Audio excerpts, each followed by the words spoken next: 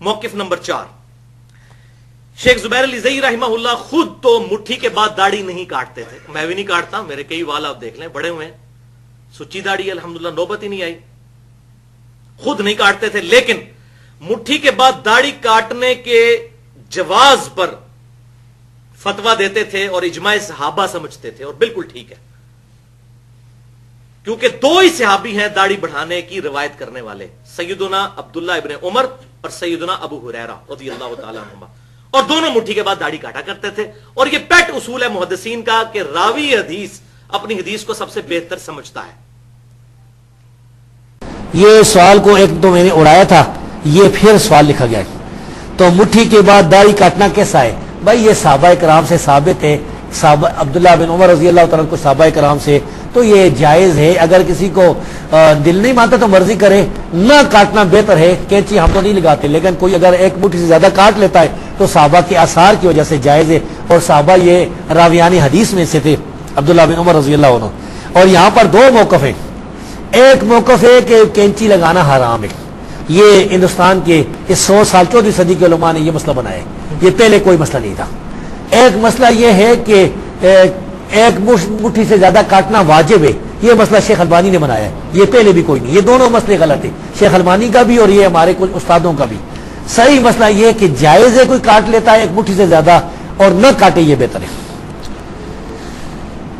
اور اگر وہ تھوڑی تھوڑی اس کی ہے تو بھی فاسق ہے. اگر ایک مٹھی سے زیادہ کٹاتا ہے تو پھر نماز ہو جاتی ہے. یہ مسئلہ اجتہادی ہے، صحابہ کرام ثابت ہے، فاسق فاجر نہیں ہوتا. صحابہ سے ثابت ہے، ہاں صحابہ کرام سے ثابت ہے، تابعین سے بھی ثابت ہے، اور بغیر اختلاف کے ثابت ہے. کسی ایک نے انکار نہیں کیا. میں کہتا ہوں اجماع ہے، یہ اجماع ہے. اس بارے میں یہ دو موقف غلط ہے. ایک ہمارے استاد جو ہے نا، میرے کئی استاد ارے حدیث علماء جو کہتے ہیں داڑھی کو کینچی لگانا حرام ہے، یہ بھی غلط ہے. اور شیخ البانی جو کہتے ہیں کہ ایک مٹھی سے کاٹنا واجب ہے ضروری، یہ دونوں غلط ہے. بہتر یہ کینچی نہ لگائے، اگر کوئی لگا لیتا ہے ایک مٹھی سے زیادہ تو جائز ہے.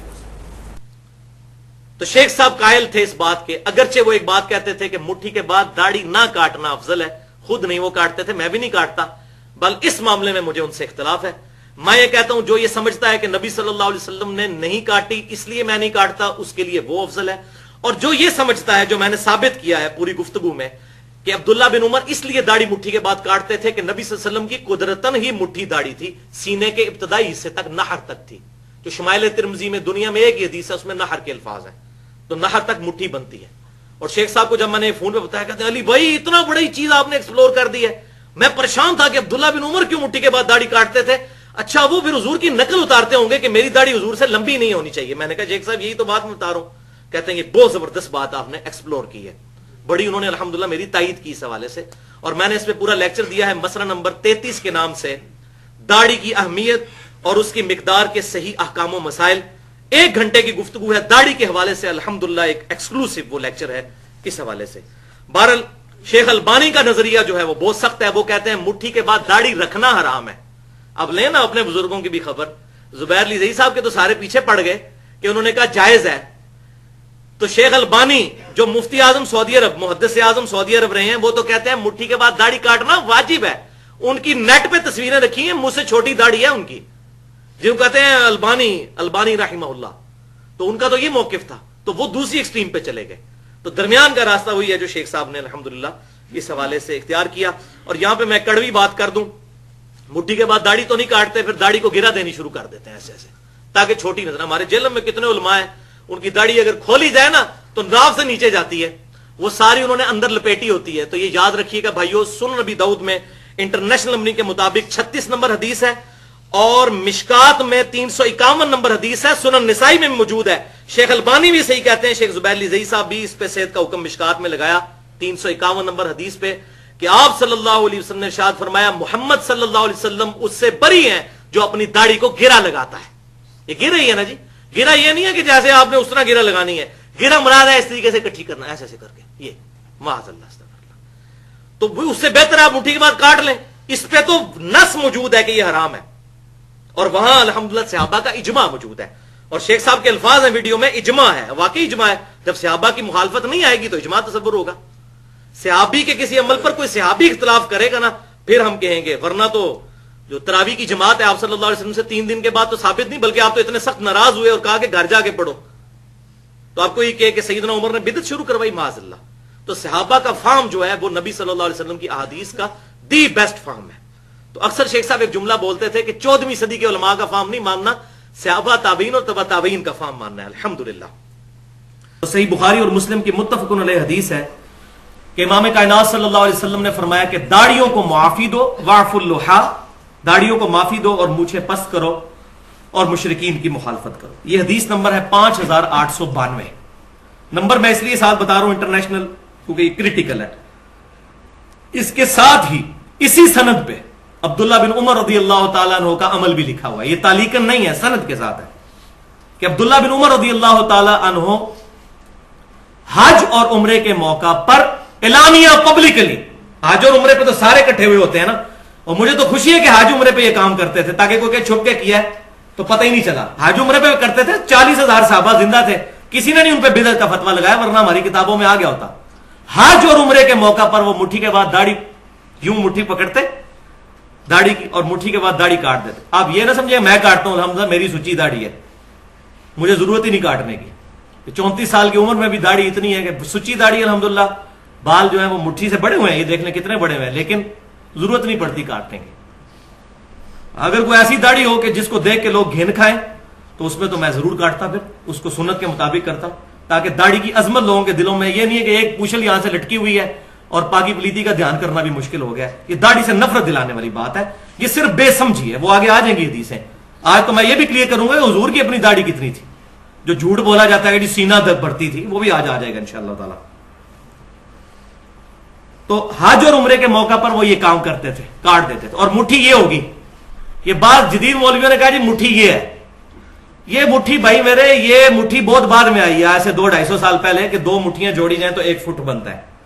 یہ ڈکشنری کی مٹھی بعد میں آئی ہے. یہ صحابہ کے فرشتوں کو بھی نہیں پتا کہ یہ مٹھی بعد میں کسی نے بنانی ہے. یہ مٹھی نہیں ہے. مٹھی میں داڑھی پکڑتے ہیں، جب پکڑنا ہے تو ایسے کر کے پکڑنا ہے، یوں یہ پکڑنا ہے، یہ پکڑ کے وہ کاٹا کرتے تھے. یہ صحیح بخاری میں موجود ہے حج اور عمرے کے موقع.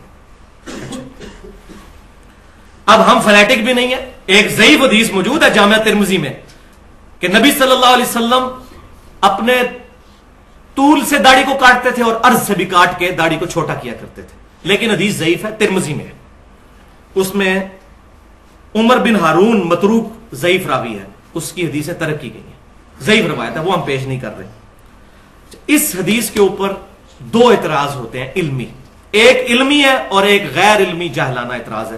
میں دونوں اعتراض بیان کر کے ان کو انشاءاللہ تعالی کنکلوڈ کرتا ہوں.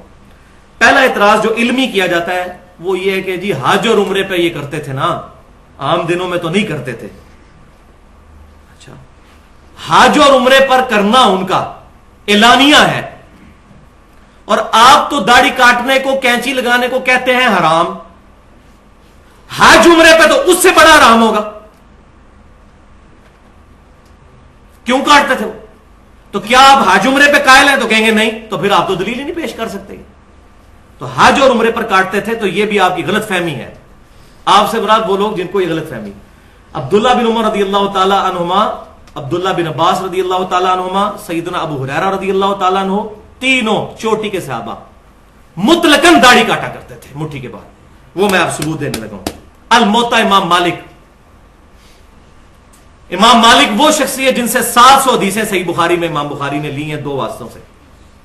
الموطا امام مالک میں گولڈن چین کے ساتھ یہ حدیث ہے. گولڈن چین آپ کو پتا ہے نمبر 1 روایت جو امام بخاری فرماتے ہیں کہ امام مالک نے سنا ہو نافع سے، اور نافع نے عبداللہ بن عمر سے، اور عبداللہ بن عمر نے رسول اللہ صلی اللہ علیہ وسلم سے. یہ گولڈن چین ہے. اس روایت کے اوپر الموطا امام مالک میں انٹرنیشنل نمبرنگ کے مطابق 895 نمبر اثر ہے کہ عبداللہ بن عمر رضی اللہ تعالیٰ عنہ نے جس سال حج کرنا ہوتا اس سال پھر رمضان سے لے کر حج تک اپنی داڑھی کے بالوں کو اور سر کے بالوں کو نہیں کاٹتے تھے. کس سال؟ جس سال حج کرنا ہوتا اس سال رمضان سے لے کر حج تک نہ سر کے بال کاٹتے تھے نہ داڑھی کے بال، پھر حج سے فارغ ہو کے کاٹتے تھے. اس سال نہیں کاٹتے تھے، رمضان سے لے کر حج تک، یعنی عام حالت میں کاٹتے تھے. بالکل واضح چیز. تو یہ واضح ثبوت ہے کہ عبداللہ بن عمر رضی اللہ تعالیٰ عنہما صرف اس سال ہی داڑھی کے بال نہیں کاٹتے تھے جس سال حج کرنا ہوتا تھا، وہ بھی رمضان سے لے کے حج تک آگے پیچھے کاٹتے تھے. اس کے بعد امام مالک وہی حدیث لے کے آئے جو صحیح بخاری اور مسلم میں ہے، صحیح بخاری کے اندر، کہ عبداللہ بن عمر رضی اللہ تعالیٰ عنہما حج کے موقع پر مٹھی کے بعد داڑھی کاٹ لیتے تھے. یہ دونوں حدیثیں الحمدللہ امام مالک کٹھی لے کے آئے ہیں، مسئلہ ہی حل کر دیا. جیسا کہ صحیح بخاری میں تو صرف یہی تھا کہ سیدنا عمر رضی اللہ تعالیٰ عنہ نے ابی ابن کعب اور تمیم داری رضی اللہ تعالیٰ عنہما کو حکم دیا تھا کہ وہ رمضان میں لوگوں کو تراویح پڑھائیں. صحیح بخاری میں رکھتے کوئی نہیں ہے اس کے ساتھ. الموطا امام مالک میں یہ روایت لے کے امام مالک نے اگلی روایت پھر لی ہے کہ ان کو حکم دیا کہ 11 رکعتیں پڑھائیں، 8 رکعت تراویح اور 3 وتر. تو یہاں بھی امام مالک نے امت پہ احسان کیا ہے، دونوں چیزیں جمع کر کے مسئلہ ہی حل کر دیا. اور الحمدللہ یہی بات ہے جو سنن نبی داؤد کے اندر انٹرنیشنل نمبرنگ کے مطابق 2357 نمبر حدیث ہے، اکلوتی حدیث ہے رمضان کی دعاؤں پہ. اس کے علاوہ رمضان کی کوئی دعا ثابت نہیں ہے صحیح سند کے ساتھ. یہ اکلوتی حدیث ہے کہ عبداللہ بن عمر رضی اللہ تعالی عنہما رمضان میں جب روزہ افطار کرتے تو پڑھتے ذهب الظمأ وابتلت العروق وثبت الاجر انشاءاللہ. یہ سنی ہوئی ہے نا دعا، شکر ہے. اسی کے آگے اگلی پورشن یہ جو بیان ہی نہیں کیا جاتا. وہ ان کے شاگرد کہتے ہیں کہ عبداللہ بن عمر رضی اللہ تعالیٰ عنہ یہ دعا پڑھتے اور کہتے ہیں نبی صلی اللہ علیہ وسلم یہ دعا پڑھا کرتے تھے کہ پیاس مٹ گئی، رگیں تر ہو گئیں اور ہمارا اللہ کے حضور اجر پکا ہو گیا. اور پھر ساتھ ہی وہ راوی کہتے ہیں کہ ایک یہ کام میں نے عبداللہ بن عمر کو کرتے ہوئے دیکھا اور دوسرا میں نے یہ دیکھا کہ عبداللہ بن عمر مٹھی کے بعد داڑھی کاٹ دیا کرتے تھے. اس میں حج عمرے کا ذکر نہیں ہے، مٹھی کے بعد داڑھی کاٹ دیا کرتے تھے. یعنی انہوں نے کہا کہ میں نے یہ دو عمل عبداللہ بن عمر کو کرتے ہوئے دیکھے ہیں، ایک یہ دعا پڑھتے ہوئے. اب کوئی اس حدیث کو ضعیف کرنے کی کوشش کرے نا، دعا ہی فارغ ہو جائے گی، وہ کہیں نہیں کرے گا. شیخ البانی بھی صحیح کہتے ہیں، شیخ زبیر علی زئی صاحب بھی صحیح کہتے ہیں. دنیا کا کوئی محدث جرت ہی نہیں کر سکتا اس حدیث کو ضعیف کہنے کی. الحمدللہ یہ والا مسئلہ بھی کلیئر ہو گیا. بلکہ شیخ زبیر علی زئی صاحب کی تو ویڈیوز انٹرنیٹ پہ پڑی ہوئی ہیں، انہوں نے تو بالکل صحیح بات، ننگی بات کر دی ہے کہ صحابہ کا اجماع ہے کہ مٹھی کے بعد داڑھی کاٹنا جائز ہے. اجماع انہوں نے لفظ استعمال کیا، واقعی اجماع ہے. مخالفت پہ کوئی بات ہی نہیں ملتی. جب مخالفت نہیں ہوگی تو اجماع تصور ہوگا. تو دوسرا اعتراض ہے غیر علمی اور جاہلانہ اعتراض. اب چونکہ وہ اعتراض ہے، اب کیا کریں؟ اعتراض کو تو پھر دور کرنا ہے کہ جی یہ تو عبداللہ بن عمر کا ذاتی عمل ہے، یہ معاذ اللہ عبداللہ بن عمر نے بعد میں حضور کے یہ بدعت کر دی. نبی صلی اللہ علیہ وسلم تو ثابت تو نہیں ہے. ہم نے تو دیکھنا ہے نبی صلی اللہ علیہ وسلم نے کیا کیا. عبداللہ بن عمر نے ان کے اگر خلاف کیا ہے تو یہ خلاف کا ڈیسیژن آپ کریں گے؟ پورے 1400 سال میں، یہ 14ویں صدی کے مولویوں سے پہلے کسی محدث نے کہا کہ عبداللہ بن عمر نے خلاف سنت کام کیا. چیلنج ہے میرا، پیش کریں. حدیث کے بڑے بڑے امام گزرے ہیں، وہ تو اس کو فارم سمجھتے ہیں عبداللہ بن عمر کا، کہ انہوں نے تو صحیح فارم استعمال کیا کہ عبداللہ بن عمر رضی اللہ تعالیٰ عنہ صحابی ہیں، ان کا عمل بھی ہمارے لیے حجت ہے.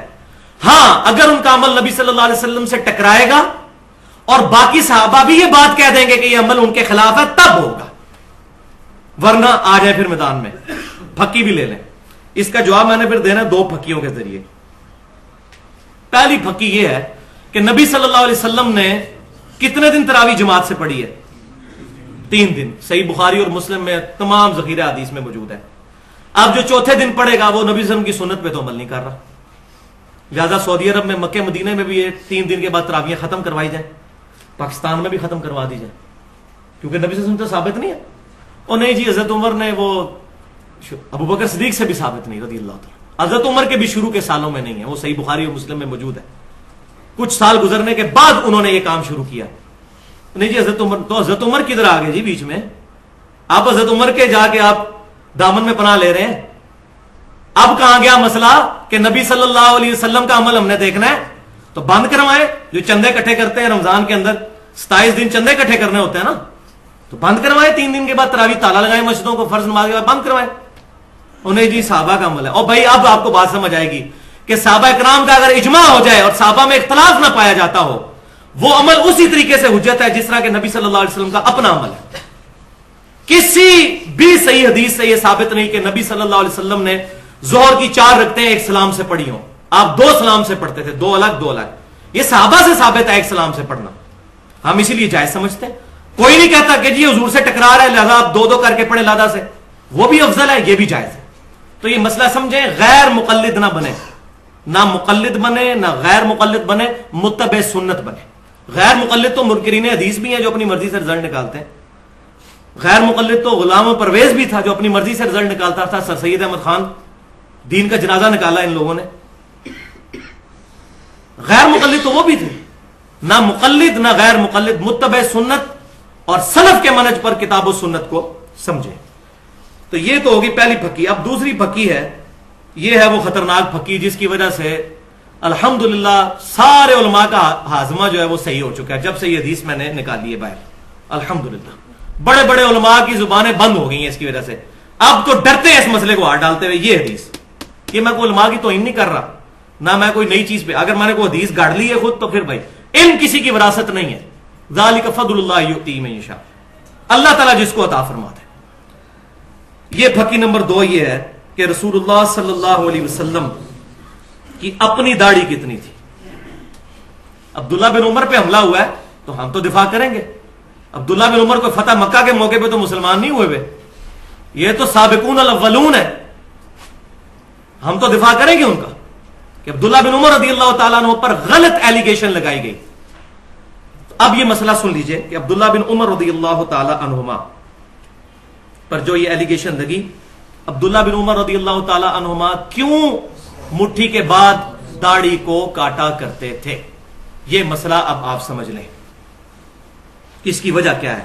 یہ علماء کو سمجھ نہیں آتی تھی کہ یار اتنا تقوی کا پہاڑ یہ کام کیوں کرتا تھا.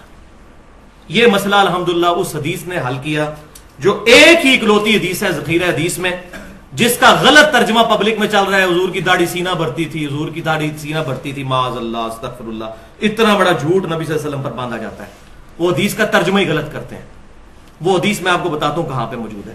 ایک ہی حدیث ہے دنیا میں جس میں نبی صلی اللہ علیہ وسلم کی داڑھی کی حید بتائی گئی ہے، اور وہ حدیث ہے شمائل ترمذی کے اندر. امام ابو عیسیٰ محمد بن عیسیٰ ترمذی رحمۃ اللہ علیہ المتوفى 279 ہجری 417 احادیث کا مجموعہ انہوں نے شمائل ترمذی جمع فرمایا، جس کے اندر انہوں نے نبی صلی اللہ علیہ وسلم کے گیٹ اپ سے متعلق احادیث جمع کی ہیں. آپ صلی اللہ علیہ وسلم کی داڑھی مبارک کیسی تھی، بال مبارک کیسے تھے، لباس مبارک کیسا تھا، پگڑی کس کس کلر کی استعمال کرتے تھے، رہن سہن کیسا تھا. شمائل ترمذی اس میں انٹرنیشنل نمبرنگ کے مطابق 412 نمبر حدیث ہے آخری چیپٹر میں، جس چیپٹر کا نام ہے نبی صلی اللہ علیہ وسلم کو خواب میں دیکھنے کا بیان. اور الحمدللہ دارالسلام والوں نے اس حدیث کا ترجمہ بھی چھاپ دیا ہے. کتاب کا نام ہے آنۂ جمال نبوت صلی اللہ علیہ وسلم. یہ دارالسلام سے آپ کتاب لے لیں. اہل حدیث کے بہت بڑے تھم پاکستان کے اندر شیخ الحدیث حافظ عبدالستار حماد، ان کا ترجمہ ہے، دارالسلام نے چھاپا ہے. یہ حدیث انہوں نے اس میں لی ہے. ترجمہ میں ان کا بیان کروں گا تاکہ مسئلہ حل ہو جائے، کسی کو اختلاف نہ رہے. حدیث کیا ہے کہ یزید الفارسی رحمت اللہ علیہ جو مصحف لکھا کرتے تھے، شمائل ترمذی میں یہ روایت یہاں سے شروع ہوتی ہے. وہ ایک دن عبداللہ بن عباس رضی اللہ تعالیٰ عنہ کے پاس آئے اور کہنے لگے کہ میں نے نبی صلی اللہ علیہ وسلم کو خواب میں دیکھا ہے. تو عبداللہ بن عباس رضی اللہ تعالیٰ عنہ نے فوراً فرمایا کہ بیان کرو، کیونکہ میں نے نبی صلی اللہ علیہ وسلم سے یہ بات سنی.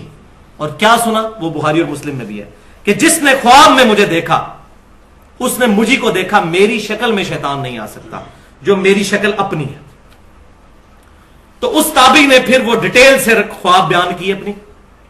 اس خواب کے اینڈ پہ عبداللہ بن عباس رضی اللہ تعالیٰ عنہ نے مور لگائی اور فرمایا کہ جو تو نے خواب بیان کیا اگر تو اپنی زندگی میں بھی نبی صلی اللہ علیہ وسلم کو دیکھتا تو اس سے مختلف نہ پاتا. ایگزیکٹ یہی حلیہ نبی صلی اللہ علیہ وسلم کا تھا. یہ وہ حدیث ہے جس کی وجہ سے وہ داڑھی والے مسئلے میں کہتے ہیں سینہ بھرتی تھی، وہ ترجمہ غلط کرتے ہیں. ترجمہ انہوں نے صحیح کیا دارالسلام والوں نے الحمدللہ. وہ حدیث میں بیان کرتا ہوں. انہوں نے کیا کہا؟ انہوں نے کہا کہ میں نے نبی صلی اللہ علیہ وسلم کو دیکھا، آپ کا قد مبارک نہ بہت لمبا تھا نہ بہت چھوٹا بلکہ درمیانہ تھا. آپ صلی اللہ علیہ وسلم کا رنگ مبارک نہ بہت سفید تھا نہ بہت سیاہ تھا بلکہ گندمی مائل سفید تھا اور سرخ تھا. اور آپ صلی اللہ علیہ وآلہ وسلم کی آنکھیں مبارک سرمگی تھیں. آپ صلی اللہ علیہ وسلم کا چہرہ مبارک خوبصورت اور گول تھا. آپ صلی اللہ علیہ وآلہ وسلم کی داڑھی مبارک انتہائی گھنی اور پورے چہرے پر پھیلی ہوئی تھی اور سینے کے اس حصے تک تھی جس کو نحر کہتے ہیں. کہ نحر عربی زبان کا لفظ وہاں نحر. جائیں عربی کی ڈکشنری کھولیں, نہر کسے کہتے ہیں؟ نہر کہتے ہیں اس ہڈی کو جو یہ ہڈی یہاں سے شروع ہو کے شولڈر تک جاتی ہے, اس تک. یہ نہر آپ کرتے ہیں نا اونٹ کو بھی, تو نہر یہاں کرتے ہیں, اس کو پیٹ میں چلاتے ہیں, سینے میں, گردن میں. گردن کا وہ حصہ جو سینے سے ملا ہوتا ہے اس کو عربی زبان میں نحر کہتے ہیں. نحر یعنی نبی صلی اللہ علیہ وسلم کی داڑھی یہاں تک تھی, سینے پر تھی, اس حصے تک جس کو نہر کہتے ہیں. میری بھی تقریباً ادھر تک پہنچ چکی ہے نہر. یہ نرم حصہ جہاں سے ختم ہوتا ہے اور یہ ہڈی شروع ہوتی ہے, یہ نہر.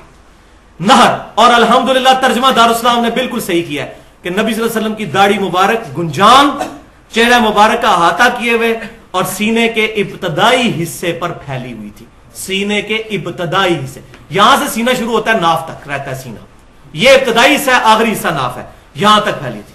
اللہ تعالیٰ جزائے خیر دے, بالکل صحیح ترجمہ کیا. جا کے ڈکشنری دیکھ لیں نہر. اس حدیث کو پڑھنے کے بعد یہ ہے جس کا غلط ترجمہ کیا سینہ بڑھتی تھی, اور کوئی کہتا ہے ناف سے نیچے تھی. معاذ اللہ, اتنی توہین کرتے ہیں. نبی صلی اللہ علیہ وسلم کی شکل مبارک ایسی ہوگی کہ لوگ دیکھ کے گھین کھا جائیں. اٹریکٹفل پرسنالٹی تھی آپ صلی اللہ علیہ وسلم کی. یہ نہیں ہے کہ جناب وہ بالکل جا رہی ہے, پاکی پلیدی کا بھی دھیان نہیں ہے, ایسی نہیں تھی داڑھی مبارک. جھوٹ. نہر, یہ نہر تک تھی. ہاں یہ تھی کہ وہ گنجان تھی نہر تک. اب یہ دیکھیں ذرا, یہ میرا اجتہاد ہے جس پہ علماء پریشان ہے. یہاں رکھیں مٹھی اور یہ داڑھی دیکھیں بالکل نہر پہ آتی ہے. تو عبداللہ بن عمر رضی اللہ تعالیٰ عنہ مٹھی کے بعد داڑھی اس لیے کاٹتے تھے کہ اپنی داڑھی کو حضور کی طرح کرنے کی کوشش کرتے تھے صلی اللہ علیہ وسلم. کیوں؟ یہ وہ شخص ہے جس نے صحیح بخاری اٹھا کے دیکھیں, حج کے سفر کے دوران وہاں سواری بٹھائی جہاں نبی صلی اللہ علیہ وسلم بٹھاتے تھے, وہاں پیشاب کیا جہاں نبی صلی اللہ علیہ وسلم پیشاب کرتے تھے, وہاں بیٹھ کے کھانا کھاتے تھے جہاں نبی صلی اللہ علیہ وسلم کھانا کھاتے تھے. ایک ایک چیز کو کاپی کرتے تھے. اسی طریقے سے وہ داڑھی کو بھی کاپی کرتے تھے کہ میری داڑھی نبی صلی اللہ علیہ وسلم کی طرح نظر آنی چاہیے, اس لیے وہ مٹھی کے بعد داڑھی کاٹ دیا کرتے تھے. الحمدللہ یہ صدیوں سے مسئلہ جو تھا یہ ریزالو ہوئے ہمارے اس اجتہاد کے ساتھ, اور الحمدللہ یہ جب چیز سامنے آئی ہے اب کسی کی جرت نہیں کہ اس کا کوئی علمی جواب دے سکے. الحمدللہ. تو لیکن یہ فرقہ واریت سے بالا تر ہو کر چیزوں کو سننا چاہیے. داڑھی کو مذاق نہ بنائیں. میں نہیں کاٹتا مٹھی کے بعد, دیکھ لیں میرے بعد, لیکن میں مسئلہ غلط, میں پینٹ نہیں پہنتا لیکن جائز سمجھتا ہوں اس کو. اپنا کرنا نہ کرنا اور چیز ہے, لیکن شرعی فتویٰ نہیں لگے گا. لہذا یہاں پہ یہ بات یاد رکھیں کہ دونوں موقف ایکسٹریم پہ ہیں. پینڈولم کی دو ایکسٹریم ہے. ایک شیخ البانی کا موقف ہے. شیخ البانی یہ کہتے ہیں کہ مٹھی کے بعد داڑھی کاٹنا واجب ہے, جو کاٹتا نہیں وہ حرام کا مرتکب ہے. آپ انٹرنیٹ پہ شیخ البانی کی تصویریں پڑی ہوئی ہیں, میرے سے بھی چھوٹی داڑھی تھی ان کی. جو صحیح الالبانی, حسن الالبانی, البانی سارے کر رہے ہوتے ہیں پاکستان میں, ان کی اپنی داڑھی کتنی تھی ذرا دیکھیں. اور وہ کوئی شاگرد جس کی داڑھی لمبی ہوتی تھی مٹھی کے بعد پکڑ کے وہ ضرور کٹوا دیا کرتے تھے اور کہتے تھے واجب ہے کاٹنا. یہ ایک ایکسٹریم ہے, میں نہیں اس کو صحیح سمجھتا. دوسری ایکسٹریم وہ ہے جو 14ویں اور 15ویں صدی کے پاکستانی مولویوں کی, انڈیا کے مولویوں کی ہے, جو کسی سے بھی نہیں ثابت, پہلے 1400 سال میں کسی سے نہیں ثابت کہ جی مٹھی کے بعد داڑھی کاٹنا حرام ہے. کسی نے نہیں لکھا. یہ 14ویں صدی کی پیداوار ہے مسئلہ. ہے تو نکالیں. اچھا جی وہ کہتے ہیں جی آپ نکالیں سلف سے ثابت ہو کاٹنا, تو عبداللہ بن عمر سے بڑا سلف کون ہے بھائی؟ ہمارا تو سلف موجود ہے مونڈ, اور میں نے پورے دلائل دے دی. آپ ذرا دکھائیں کوئی ایک صحابی جس نے یہ کہا ہو کہ مٹھی کے بعد داڑھی کاٹنا حرام ہے. کسی نے عبداللہ بن عمر کو ٹوکا ہو تو واف اللحا کی تفسیر عبداللہ بن عمر ہی بتائیں گے جو حدیث کے راوی ہیں رضی اللہ تعالی عنہما, اللہ کی کروڑوں رحمتیں ہوں ان پر. اب تیسرا مسئلہ اس کے اندر, دو میں نے ایکسٹریم بتا دی کہ کاٹنا حرام اور ادھر کاٹنا واجب. تیسرا درمیان کا راستہ ہے, وہ یہ ہے کہ مٹھی کے بعد اگر کوئی داڑھی کاٹ لیتا ہے تو یہ جائز ہے. وہ میں نے سارے دلائل دے دیے. یہ مسئلہ بھی اجتہادی ہے. اگر وہ عبداللہ بن عمر کی طرح کاٹتا ہے تاکہ اپنی داڑھی کو حضور صلی اللہ علیہ وسلم کی طرح کرے تو اس کے لیے وہ افضل ہوگا کہ مٹھی کے بعد داڑھی کاٹے, اس کے لیے وہ افضل. یہ جو مشہور کیا ہے جی کوئی نہ, جو بعض لوگ جس طرح شیخ زبیر علی زئی صاحب کا موقف ہے, میں ان کے ساتھ نہیں اس مسئلے پہ ایگری کرتا.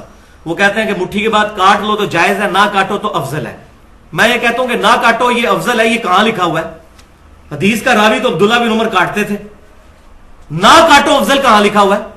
काटना अफजल अगर नहीं लिखा हुआ तो ना काटना अफजल भी कहीं नहीं लिखा हुआ। और जी अब्दुल्ला बिन उमर का अपना इज्तिहाद था, और खुदा के लिए इसको इज्तिहाद मानेंगे तो फिर तो ठीक है। अगर आप इनको ये कहेंगे कि अब्दुल्ला बिन उमर रज़ियल्लाहु ताला के हम इज्तिहाद को नहीं मानते, तो फिर अगर रावी के मसले को मानना है तो इसका मतलब है कि दाढ़ी बढ़ाने का मतलब ही है कि मुट्ठी दाढ़ी होनी चाहिए। तो हम उस तरफ भी नहीं जाते, हम दरमियान में रहते हैं। हम कहते हैं कि ये दो इज्तिहादी मसले तीसरे पॉइंट पे बनेंगे जो दरमियान वाला है। एक ये है कि अगर कोई अब्दुल्ला बिन उमर की तरह काटता है कि मेरी दाढ़ी नबी सल्लल्लाहु अलैहि वसल्लम से बड़ी नहीं होनी चाहिए, उसको उसने नीयत पे सवाब मिलेगा। दूसरा वो मौकफ है कि कोई कहता है कि जी नबी सल्लल्लाहु अलैहि वसल्लम चूंकि नहीं काटते थे, मैं नहीं काटता, और उसकी दाढ़ी मुट्ठी से भी बड़ी हो जाती है, इधर तक भी पहुंच जाती है, उसको भी सवाब मिलेगा, उसके लिए वो अफजल है। काटने वाले के लिए भी अफजल है, ये नीयत पे डिपेंड करता है। दलील दोनों के पास कोई नहीं है। दलील अगर किसी की मजबूत है वो काटने वाले की है, अगर आप अब्दुल्ला बिन उमर वाले मसले में जाएं तो। अलबत्ता ये कहीं नहीं है कि मुट्ठी के बाद दाढ़ी काटना हराम है, लिहाजा दोनों एक दूसरे के ऊपर तान ना करें। हम खुद नहीं काटते, तो ये वो मसला है जिसमें मैंने रुजू किया। मैं पहले खुद मैं भी ये कहा करता था कि मुट्ठी के बाद ना काटना बेहतर है, लेकिन अब मैं इससे रुजू करता हूं। मेरा मौकफ ये तमाम दलाइल के बाद ये है कि मुट्ठी के बाद ना काटना बेहतर उसके लिए है जो ये समझता है कि नबी सल्लल्लाहु अलैहि वसल्लम ने नहीं काटी, और मुट्ठी के बाद काटना बेहतर उसके लिए है और अफजल है उसके लिए जो अपनी दाढ़ी को नबी सल्लल्लाहु अलैहि वसल्लम की तरह करने की कोशिश करता है, और जिसमें हमारे सलफ हैं अब्दुल्ला बिन उमर रज़ियल्लाहु ताला अन्हुमा। तो मैंने ये बता दिया, पहले भी मैं बता चुका हूं, मैं दोबारा रिपीट कर देता हूं। इसमें कड़वी गोली इसी कॉन्टेक्स्ट में वो ये है कि जो लोग मुट्ठी के बाद दाढ़ी नहीं काटते, शैतान ने उनको ऐसे अपने हत्थे चढ़ाया है कि वो मुस्तहब से करने के चक्कर में हराम के मुर्तकिब हो जाते हैं। और वो हराम क्या है वो सुन ले आप। सुनन नबी दाऊद के अंदर इंटरनेशनल नंबर के मुताबिक 36 नंबर हदीस है, और सुनन निसाई के अंदर 5067 नंबर हदीस है सही सनद के साथ, कि नबी सल्लल्लाहु अलैहि वसल्लम ने एक सहाबी सैयदुना रवैफ रदियल्लाहु ताला अन्हु, रवैफ बिन साबित रदियल्लाहु ताला अन्हु से फरमाया कि तेरी लंबी उम्र होगी, जब तुझे कोई मेरा उम्मती मिले तो मेरी तरफ से उसको यह पैगाम पहुंचा देना कि मोहम्मद सल्लल्लाहु अलैहि वसल्लम उससे बरी है जो अपनी दाढ़ी को गिरा लगाता है। देख कितने सख्त वईद है। आप जिनकी दाढ़ी मुट्ठी से बहुत लंबी होती है, काटते नहीं है मुस्तहब काम करने के लिए, और हराम के मुर्तकिब हो जाते हैं यूं इसको अंदर करके। ये देखो मौलवी तकरीबन 70% ये काम करते हैं, और वो खुश हो रहे होते हैं कि हम बड़ी नेकी कर रहे हैं, नहीं काट रहे। हालांकि काट लेना तो वो बेहतर है बजाय इसके कि दाढ़ी को गिरा लगा लें। अब आप जिनकी दाढ़ी को गिरा लगे ना और वो दाढ़ी वाले मसले बोले, उनको को आप तो हराम काम कर रहे हो, आप पे तो वाज़े नस मौजूद है। तो ये शैतान ने ऐसा उनको छोटी नेकी कराने के चक्कर में हराम का मुर्तकिब कर दिया। तो दाढ़ी को गिरा लगाना ये हराम है। तो अगर आप ये दाढ़ी को गिरा क्यों लगा रहे हैं? वो खुद भी चाहते हैं कि दाढ़ी खूबसूरत नजर आए, ठीक है। यही तो हम कहते हैं भाई। अब ये नहीं है किसी की ये पूछल लमकी हुई है इधर और वो इस तरह ही छोड़ देता है। बराबर कर लें यार, मुट्ठी से ज्यादा रख लें, लेकिन दाढ़ी बराबर तो रखें। ऐसी दाढ़ी ना हो कि देख के लोग घिन खा जाएंगे, ये पता नहीं कौन बंदा आ गया। लेकिन इसमें यह भी बात याद रखिए, जो लोग बावजूद इसके ये काम नहीं करते उनके बारे में भी नफरत दिल में ना रखें। देखें आज के दौर में इतनी लंबी दाढ़ी रखना बहुत हिम्मत का काम है, और ये कहना ये खारजियों वाली शक्ल बनाई हुई है, ये भी बहुत जुल्म है। देखें ये जो कुछ उन्होंने किया उनके पीछे भी मोहब्बत कार फरमा है। उन बेचारों को पता नहीं, इल्मी कमजोरी है, वो चीज उनको बता दें ऐसा तरीके के साथ, लेकिन बदगुमानी ना करें। अब आप सुन लीजिए कि मुसन्नफ इब्न अबी शैबा में 38,000 सहाबा के अकवाल और अहदीस का मजमुआ, दुनिया का सबसे बड़ा। उसमें किन किन सहाबा के बारे में है कि मुट्ठी के बाद दाढ़ी काटते थे? अब्दुल्ला बिन उमर, अब्दुल्ला बिन अब्बास, सैयदना अबू हुरैरा रज़ियल्लाहु ताला। अब्दुल्ला बिन अब्बास के बारे में भी मौजूद, अब्दुल्ला बिन उमर के बारे में मौजूद, और सैयदना अबू हुरैरा के बारे में तो यहां तक है कि वो ये रुखसार के बाल भी जो दाढ़ी में नहीं आते, हमारे लोग समझते हैं कि ये भी दाढ़ी है और ये भी दाढ़ी है, वो भी काटा करते थे। और ताबईन में से इब्राहिम नखी और कासिम बिन मोहम्मद बिन अबी बकर, बुखारी मुस्लिम के रावी, हजरत अबू बकर सिद्दीक रज़ियल्लाहु ताला अन्हु के पड़पोते, ये सारा काम वो किया करते थे।